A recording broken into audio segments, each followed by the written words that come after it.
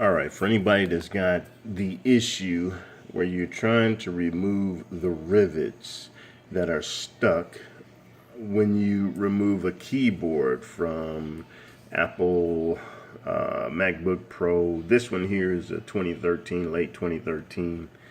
And oh my God, if you pull that keyboard off before you actually remove the rivets, my suggestion would be to pop the rivets out with a small flat head before you actually start ripping the keyboard out. But if you've already ripped the keyboard out, I tell you what I found was the way to get these freaking rivets out.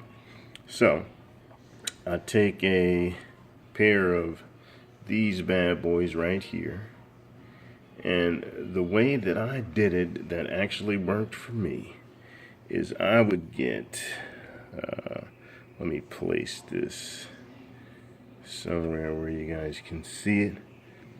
So I would get, hold on, let me focus in on it. I'd put the one edge here on the corner, the other edge, hold up, the other edge on the rivet. Let me see if I can focus. So let's say your rivet's in this hole right here, and then when you grab it, just twist out like that. Twist out like that. So one edge of your clip is on the frame, and the other tip is right at the rivet that you're trying to get out, and you just twist, twist, twist. When I did it that way, I was able to pop the rest of those bad boys out, even the ones that I had already clipped that were down a little bit, like some of these here.